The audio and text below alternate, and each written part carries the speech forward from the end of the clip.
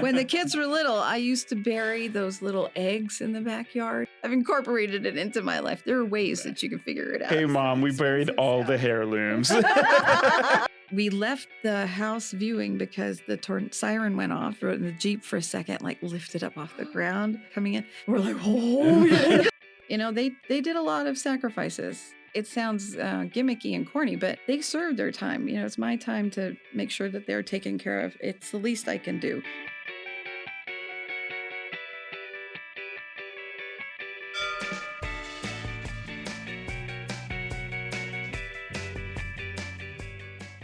Hello, and welcome to Good Job New Mexico. I'm your host, Stacy Johnston. And I'm Leo Castaneda. Today we're talking with Julie Cherian. She's a pharmacist with the Raymond G. Murphy Veterans Memorial Hospital, 21 years with the VA, which is incredible. I feel like in that position and what she spoke about the compassion that she has for the individuals that are coming in, and just you build relationships with people that you see over and over. Yeah. And so interesting because I think sometimes we think, well, someone who goes into work at the VA, well, if they're not a veteran, how are they going to be able to relate? And the way that she's able to relate and understand the background of the different veterans and their different generations and the different conflicts and challenges that they have, I think was really interesting, and how she's able to bring her own background and perspective to that work. And you can tell she's really dedicated to what she's doing. But at the same time, number one passion is her kids. Absolutely. Which I totally get. And she has two boys. I have two boys. I related really a lot with her. So. Yeah. And so interesting, too, to hear how her own mom influenced her pursuit of pharmacy and how it was something that maybe wasn't her top career choice and has clearly become something that she's very passionate about and really has like grown in. Yeah. I think it surprises us sometimes because I didn't know I was going to be here 26 years later. I mean, I think it kind of just snuck up on me and it was like, what? I've already been here 15 years or whenever that happened. And then it's just like, let's keep on going. I'm having a great time. Yeah. Sometimes you start a job and you don't even know that you're going to like it. And then you start and you're like, this is great. I should keep going. Hey, were you good at chemistry in school? I was not good at chemistry. I could never get the little vials to turn the right color. Like if they were supposed to turn purple, they would always turn green on me. It was not good. I could not be trusted around a Bunsen burner. I liked mixing the liquids and doing all that stuff. Absolutely. But, math is hard. Math's not my game. Yeah, math is hard, especially when it's like tiny, tiny little chemicals and tiny things with long, confusing names. Not good at it. I know. I always made sure I had a really smart partner. It was like, you do the math part and then I'll mix all the stuff over here, okay? And like, I just try to strategize. That's smart. Yeah, play to my strengths. That's really what you got to do sometimes. Are you good at baking? I love baking, but I like extreme step-by-step instructions. I'm not going to be like, oh yeah, I'll just add this pinch of whatever. I don't do that. That's fair. My partner's in science and she's very good at knowing all the right chemical components and names and amounts and how they interact. But her baking approach is, this is about right. And I'm more like you. I'm like, no, like with baking, it has to be perfect. But I'll be like, 2, 3, 4 Tylenols. What's the difference? No. Okay. Sure. Yeah. Just recommended. Yeah. No, definitely read your labels. But yeah, this was a really fun one talking to Julie and just hearing her career journey and how she got to where she is today. So interesting. Such an interesting career path and such a good lesson to just see what interests you. And you don't have to, you can try different things. You can see. And also tough to hear some of the challenges that maybe kept her from some careers that she also might have been interested in. And how she's kind of reflected on that. Yeah, for sure. So hope you enjoyed this episode. And without further ado, here is Julie Cherian. First time I met you was at a Lobo football game. I'm pretty sure this is the first time. And you had a broken foot. Oh, yes. And you had 2 little kids with you. Yes. And I thought, how are you handling life with 2 little kids and a broken foot and a job at the same time? Right. It was the day before school started. And I got out of the tub and my body went this way and my foot did not follow. So it twisted the whole thing. I found out later I actually broke I thought it was only 3 bones, but it was actually all 4 except for the big toe. So it was like a complete thing. So, but now I know the weather. So it tells you it's about to rain, guys. Definitely, I'm better than the meteorologists on the news. So that's a plus. You're on speed dial. Is it going to rain today? Pretty much. Is there a dress code for work? For work? No, not really. I mean, they say like professional, and a lot of people that work more in the inpatient side wear scrubs. But even now, some of the outpatient staff likes, and you don't have to think about it too much. And I think some people have figured out a way to claim it on their taxes, but I haven't figured I haven't figured that out yet. So it's kind of loose. And every time somebody comes in with a shirt, then you're like, oh, that's not quite right. Like later in the day, you'll see the shirt inside out. They didn't have time to go home, but they can't wear it. Wait, so born in Hollywood. Oh, yes. California. I like to say that. Yes. I was a kid. I would tell you that to the kids on the playground, not knowing that, basically it's just LA. But, it just sounds more impressive. Oh, no, when I would you have say been making Hollywood. Tell me more. As if I just came out a movie star. But yeah, no, my parents got to the States in 69. And then my brother showed up in 70. And then I came along 73. The suburbs of LA, so not like near the beach or anything at all fun. But I remember you used to buy these little booklets from Disney. You would tear out like coupons basically for admission. And booklet was like maybe $50, $25. It wasn't anything like what the Disney cost is now. And my parents had said, like, if you tear out the ticket, you have to go waste them. So you have to. So what do you think I did? Every Saturday I was up there I was climbing the drawer and the dressers to get, and I would tear them out. Well, we got to go now because I tore them out. So yeah. Oh, darn. Yeah. This one got ripped out. I don't know how that happened. So I don't know what just kind of fell out. Okay. So we're in California. We're loving Yes. Disney. Yes. What brings you to Texas? Work, and I think the oil boom was happening around that time in Texas. And so, my dad worked for the sticker Avery labels. If you have little labels, you'll see it says Avery. That's the company that my dad works for. My uncle still actually works for them. I never could get a story about this. I don't know if he didn't like the job or if he didn't have enough upward movement in the job or whatever. That wasn't the best for him, he thought. So we came to Houston, and I remember thinking, what hellhole have they brought us to? Because it was near the ship channel areas where we lived. And so that's like a major, trade port where everybody, comes in and drops off goods and stuff. It's very, very industrial in that area. There's a lot of oil refineries in that area. There's a lot of odors that emit from the processing of oil and other chemicals. So it's funky, to put it mildly and nicely. It's bad over there. So you get this terrible sulfur smell. I still remember wherever we lived, we would drive away to go visit somebody else on I-10. When we'd come back, there was a certain area you hit on I-10. Smell just hit you. And then apparently my brother was having issues with asthma. And so the smog was really, really bad, but it was getting worse. And so Houston air, the humidity, that was supposedly better too. So those were what I was told were the main reasons to move to Houston. My dad always kind of did various things until he was in his mid or late 40s when he became a respiratory therapist. We had a couple of those, and then he was an insurance salesman, and then he was something else. He did a lot of different things. But then once he became a respiratory therapist, it was more stable. And then my mom got accepted somewhere in Rhode Island to do medicine. And so they were married, but they were living bi-coastal. And she didn't like that. And she didn't like the snow, and it was terrible. So she's like, what am I doing here? So he brought her over to California, and then I think she just kind of let her medicine degree kind of fall by the wayside. And so she was a stay-at-home mom for a long time. Once we got to Houston, she did her pharmacy tech. I don't even know if there was I know now there's a certification that you have to do. But I don't know at that time if there was. And she found out about a job in MD Anderson Cancer Center. So she was a pharmacy tech for 2017 to 20 years, something like that, Oh, before wow. she retired. And did she inspire you to become a pharmacist? Inspired is an interesting word. What I really wanted to do, and I wrote about it, is archaeology.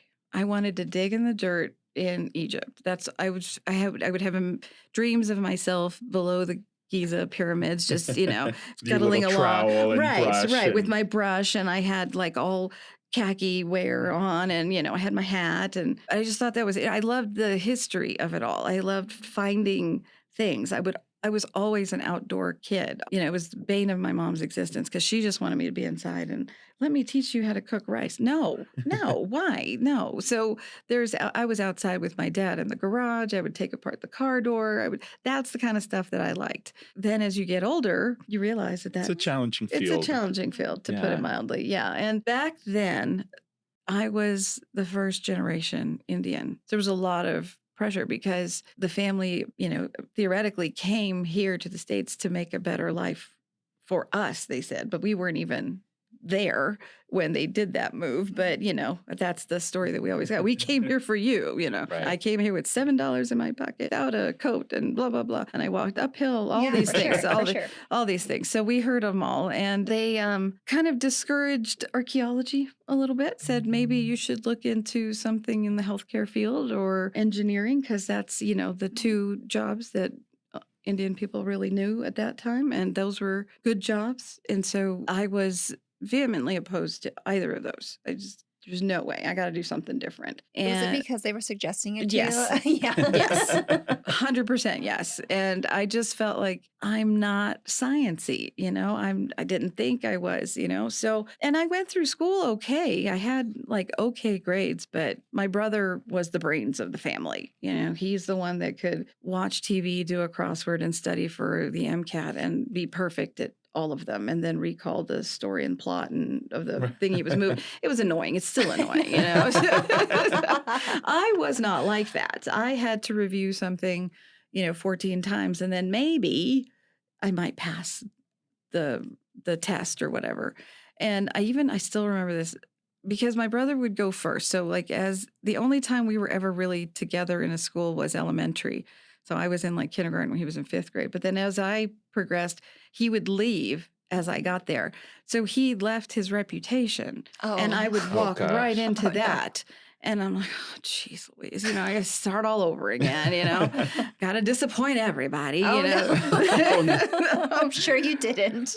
And then I got into college and I tried the pre-med route for a little bit. I did all the bio classes. And I'm like, yeah, just don't like this, And then I did finance for a while. And so I thought maybe banking or something like that. And I ended up, it was really fun. I was doing one finance course, and they gave us the books for Pepsi Cola, and we had to books and manage them. And I was the only one that found the error in the entire and then they were like, oh, we didn't know that. And then I'm like, see? So I thought, okay, I'm good at this. Back then you kind of had to look a look, you had to fit a mold, I thought, to be in corporate world. And I didn't fit that look. All my other friends were kind of doing something in the healthcare field, like becoming nurses. But I knew I didn't want to do that because there's no way I'm wiping anybody's tush. No way. Yeah, there's a So, lot of fluid there. Yeah, there's a lot. Projectile fluid too, not Yeah. just fluid. If it was fluid, but it's coming at you with velocity and force. No, Yeah, no. but we love our nurses. We Thank do. you for what you Yes, do. yes, we Through do. service We do. and- Yeah. That whole process, I was picking up my mom after school and going to MD Anderson. So from University of Houston, it was very close. I would always pick her up as I went home. And so I knew a lot of her colleagues, and, some of them were like, you don't realize how good being a pharmacist is. You don't have to spend as much time as becoming a doctor, because I knew I couldn't do that. That was not in the playbook for me. Pharmacy school sounded better at 3.5 to 4 years. So I finally just started thinking, okay, maybe it's not so bad. I'll get this as a job. I'll do this, and then I can do what I really want to do later. I just happened to go into science pharmacy building, and there was a flyer on the wall that said, there was a new pharmacy school opening up in Amarillo, Texas. I had no idea where that was. I just knew it was not Houston, and it was away from the parentals. So I was So you're like, yes, sign me up. sign me up. Went to Amarillo and found a world without humidity, and it was a really nice thing. The school was great. It was the first year of a brand new school in an area that wasn't quite used to college kids. So that was fun. There's a lot of, I never knew about tornado test sirens until I moved there. That must have been a terrifying That first was experience. terrifying. Yes. And have no you- one prepped you? Like, you might hear a No. sound. So you just No. heard it the first time. What The happened? first time, I'm like, what the hell is this air raid? I mean, because it sounded, I don't know if you've ever heard them. Yeah. You must have felt like you were like under attack. I did, because I knew that there was somewhere around near Amarillo, there's a nuclear processing plant or something. I don't know exactly where it is, but I knew it was around there. So I heard that, and are we under attack? I don't know what's happening. What do I do? Duck and cover? Do I stand in the hallway? Do I stand in the doorway? Do I get in the tub? I don't know. And then finally, nothing happened. And so we get to school, and we're like, what is going on? And the people that are natives are like, oh, that happens the first Friday of every month. Oh, It's Good to the know. test tornado siren. Don't worry. If you hear that when it's not the first Friday, then you should worry. Yes. Yeah. And we did have a couple of times where we've heard the sirens, and we saw a tornado in our rearview mirror, and we're like, okay, we got to get home. Yeah. that's very scary in the rearview mirror. Yeah. After Biju and I got married, it was like, it was almost like Tramway, the street where one side is completely empty, like natural, and the other side has some houses and stuff. So you have a lot of wind coming in from that one side. And we were house hunting, and we were driving along. I still remember this old red Jeep. We left the house viewing because the siren went off. And so we were like, okay, we got to get home. And we were driving down this road, and the Jeep for a second, like, lifted up off the ground because of the pressure and the wind coming in. We're like, oh, yeah. We floored it as fast as that car could go, Oh my which wasn't God. very fast. And so, yeah, we've had a couple of experiences, but luckily nothing that we actually lived through, like a tornado hit near where we live. So long story to get to how I got into pharmacy. So having young kids Mhm. and being a pharmacist, Mhm. were there challenges to that? Oh my God, yes. If I had a husband that had a 9-to-5 job, it would have been different. But just by virtue of the fact of Biju being a doctor and being a specialist, most of his patients, if he's on call, there's a reason they're in kidney failure. So it's not like I can see you in the morning kind of thing. It's an emergent thing. I couldn't ask him to call in sick if one of the kids got sick, because if he was in the hospital, those were critically ill patients. Patients were coming from Farmington or Deming or El Paso to see him. How am I supposed to ask him to call in sick when they've taken their days off, and they might have asked their spouse to take a day off? It's not a question. You don't ask that. So that's what I waited for. And then I finally got a job. He was like 10 months or 11 months, and I got a job at the VA as a part-time pharmacist. And I was working in the controlled substance vault. So I would work like the latter half of the week, Wednesday, Thursday, Friday, one week, and then Thursday, Friday, the other week. So I still had time at home, but I was getting out and, meeting people because I didn't know anybody in Albuquerque. Biju came here because he got his fellowship opportunity at UNM. So that's why we moved here. What happened with work, though, was that I just kept, as soon as I would earn some PTO hours, I would use them up, because if one kid got sick, odds are the other one was sick. And then if I'm only working Thursday and Friday. So I ended up owing the VA like more PTO hours than I was making at one point. And I had a really nice boss who said, I see you're struggling.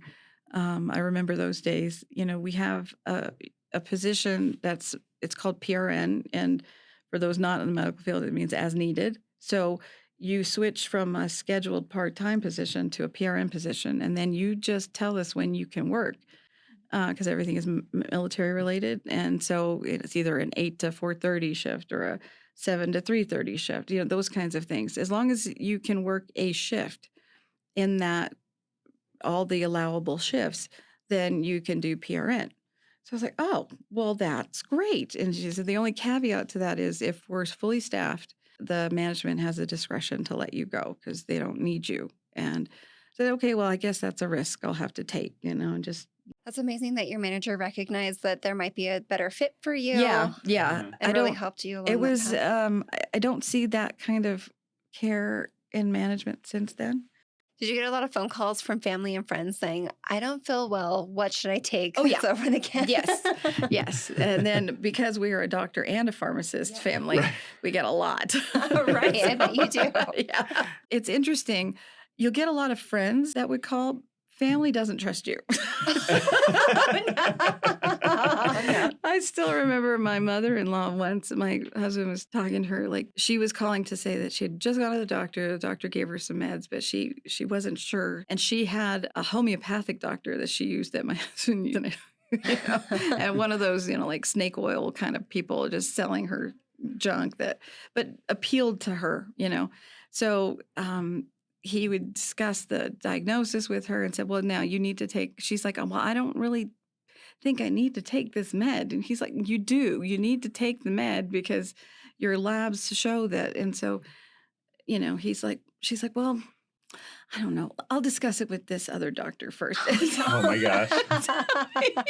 He's like, Mom, I know this stuff. And Yeah. especially as it pertained to like drugs that he was prescribing or he really, and then he would tell her, I'm like, if she's not believing you, what makes you think that she's going to believe me? She's not going to believe me. But yeah, so it's interesting. But it's always makes me feel a little bit nervous too, because I haven't been, like most people will call me for stuff that's over the counter or injuries that they have like at home, like what do I do?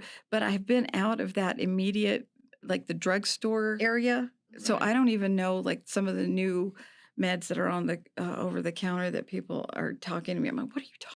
I was just going to ask that. Is there like a constant research that you have to do to Yes. keep up with the new Yes. medications that are coming out? Yeah, I mean that's up to you. We do have like every 2 years you have to renew your license, and so there's CE requirements, for that. So you being continuing education. Yes, correct. But they don't really, they give you categories that you have to do. Like you have to do a certain amount of hours in opioid dependence because it's becoming such a prevalent thing. You need to know some of the new drugs and stuff. So you need to do at least 2 hours of that. Of the 30 hours that like New Mexico requires, 10 of those have to be live hours because usually you're hoping that the person that's in a live course is giving you the most up-to-date information, but then the rest can be anything online that you find. Can we talk a little bit about the VA specifically? Sure. Because you have such a unique Yeah. patient population Mhm, that I'm sure has a lot of mental health challenges related to their service, and then issues with homelessness. Now that the department's doing some work on housing around homelessness. Mhm. How do you make it know that you have people who maybe have multiple medications that they have to take regularly, that maybe it's scheduled medication that you can't give them, 3 months in Mhm. advance, Mhm. and also they might not know where they're going to be living Mhm. the next time they have to refill their prescription? That's an easy and a tough question at the same time. It's easy in the sense that you don't have to give them too much because they're very transient. And so you don't have to fill a lot per visit, specifically quantity wise. But because you don't know, there's such an unknown, you don't know what they may need. You can't anticipate what they need either. Like with the standard patient that comes daily or monthly, you can kind of anticipate, well, okay, this person always gets this one particular brand of bands. They have a wound or like they have an amputation. So they always need one particular pad that they use repeatedly because they have to constantly because it gets irritated in the prosthetic or whatever. So you develop a relationship with a lot of these patients. Surprisingly, you build a relationship with some of these homeless patients. You always have to understand that 90% of them coming in, they're always angry. They don't mean it personally. They're not really necessarily angry at you. They're angry at the position that they're in. And I don't blame them because there still are a lot of the Vietnam vets that we take care of. It is getting less and less. There is still that population. And whenever you can see a difference in the homeless attitude of a person that was a Vietnam veteran versus the person that maybe went to Desert Storm. They have different perspectives. The Desert Storm one's angry because there was a lot of things hidden when they went and they were exposed to a lot of those chemicals, and they didn't find out about it until much later. And they have this inner like boiling like anger, like I did what I needed to do when they asked it of me. And they weren't upfront, and they knew you find out later these things, And so there's that type of veteran. And then there's the Vietnam veteran that just got a bum deal from the minute that they got home. They were never applauded for their efforts. And so all of those guys now, especially as that has become more open to talk about, those guys are really, really angry. Like I found out later I didn't really need to go. And then when I came back and I had all this PTSD, because PTSD, remember, is more really a new diagnosis. Back then, what did they call it? Shell shock. Right. And they just kind of said, well, just get him a bottle of Jack and, he'll be okay. That's the treatment method for shell shock back then. Thank God we're not doing that anymore. Unfortunately, a lot of the veterans that were that generation have lived on the streets and have treated their own mental health that way. So that is usually what brings them in, because you'll see that those have a deep distrust of government. And I will ask some of them, like, why don't you go? It's so cold outside today. Why are you not in the shelter? Nope, because they make you put your social down. Nope, I'm not having the government track me. No way. They were able to track me once. Now I'm off the grid. They don't want anything to link back to them so they can be free. They don't want to be called upon later for anything. I did my time. I did my duty. I'm not going to give you access to me anymore. I'm taking control. So they don't very easily give up the control. The later military guys, I think, feel differently. They feel more, what are you going to do for me? You made the mistake for Vietnam. You sent us here. Now we were exposed to all this Agent Orange and stuff. We didn't know. We were exposed to all that. What are you going to do for me? There's a lot of catch up that has to happen, unfortunately, with the population that we deal with. And with that comes frustration from them.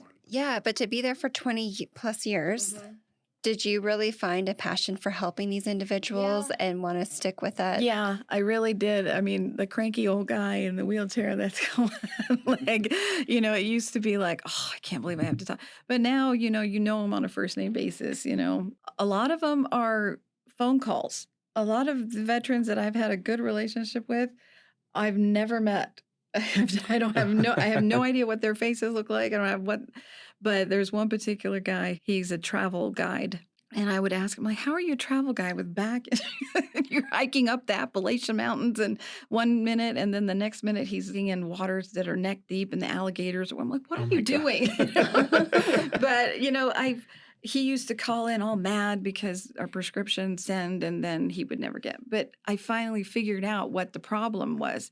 And sometimes it is a bit of a mystery. It's like being a little detective, because you're like, what happened to it from the minute the doctor wrote it and it got filled to there's a lot of postal inquiries that we do, the things that we do. And we realized that he would call, but he would call a call center. And so by the time they put in the address change, the med had already been filled and sent to the last location. So it took some time for me to realize, but then I became really good friends with him, So, you do find or two that you really, and then they may still be gruff with you, but every time they come to the window, is Julie here or is David here or whatever? They want to pick those people again, because they know that even though you may give them a little bit of a hard time, they know you're going to take care of them. And so that's, even though you can't take care of the entire population and all the guys and girls that are on the street that are homeless, and you hope by doing special efforts for one or two. And honoring that trust, right? Right. They did a lot of sacrifices. And so it sounds gimmicky and corny, but they serve their time. It's my time to make sure that they're taken care of. It's the least I can do. I'm not in the military. I'm not doing that. I don't see myself signing up anytime soon. It's the least I can do to give back to them for doing what they needed to do and making sure our rights and it is what it is. Well, thank you for all that you do for them. I appreciate the thanks, big but job. it's no thanks necessary. We're happy to do it.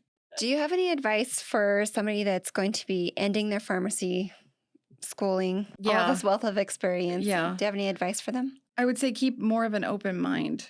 Don't pigeonhole yourself right away, because there are a lot of jobs that you can do as a pharmacist. And if you only look at one aspect of it, you will never be able to see all the potential opportunities.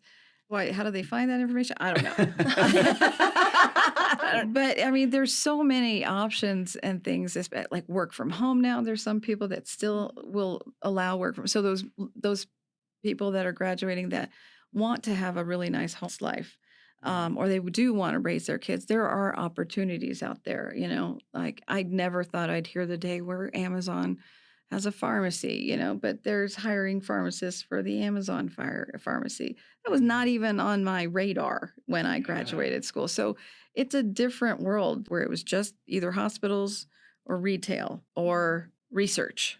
Try your best to scope out all the opportunities, while you're in school, or at least pick the brain of every professor you have, because you never know what they know until you ask them. And a lot of times I used to be a little bit intimidated by going to professors and asking them questions, but they're people too. Just ask them, like, what would you recommend? What do you think? Or what would you not, more importantly, what would you not do? I have found that that's been more productive for me, knowing what not to do than what to do. That's what I would tell them. Just make sure you really know what you're getting into. Be happy with it. Don't go into a job that you're going to hate. Having said the whole thing about, archaeology and, pharmacy, you can find a balance. It may not be your ideal job, but do it for now. Do it for 5 years, put in your time, get your experience. And then on the weekends, you have your, go to the history museum and look around and see what, Are we going to find you at the history museum on the Probably. weekend? Listen, when the kids were little, I used to bury those little eggs in the backyard that they would find and dig and excavate.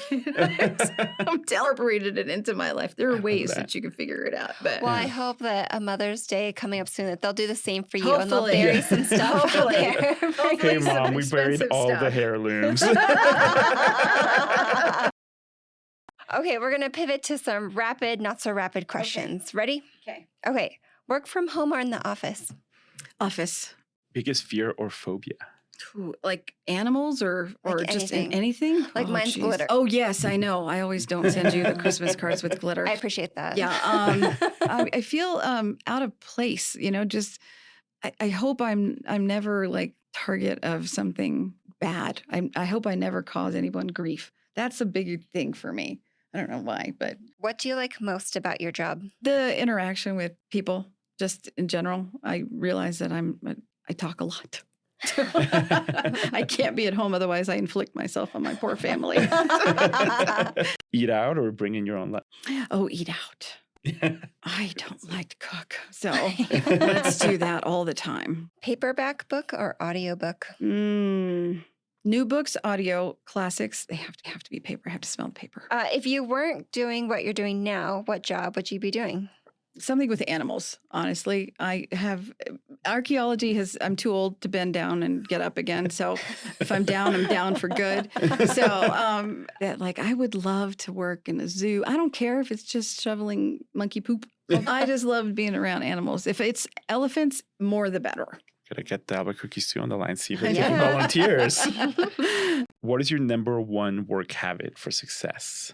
No matter what you do, do it well. Because it's a reflection of you. It's a reflection of your job, whether you like it or not. And if someone comes behind you, I don't ever want someone to go, who the heck did this? And what kind of sloppy job what kind of work ethic did they have? And last question is red or green?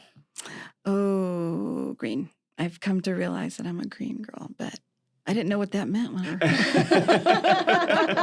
they told me red, green, or Christmas. I'm like, what are we talking about? I don't know. It's October. Did you panic and just pick something? Yes. And then I picked a Frito pie with red chili. I will never do that again because I was upright in bed heartburn. Oh, no. No. And the Frito pies in New Mexico are nothing like the Frito Texas. Frito pies in Texas are the best. Oh, And you live tea. here now. You have to say Oh, words. no. Oh, you might not be able to go to I Santa know. Fe for a few months. I think I'm okay with that.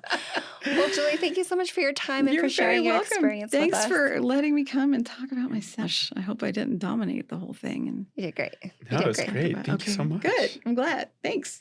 Bye. Bye.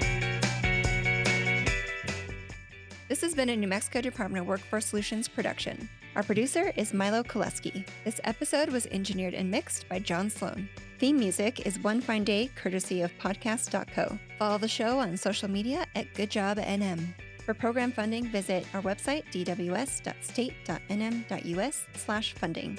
Bye!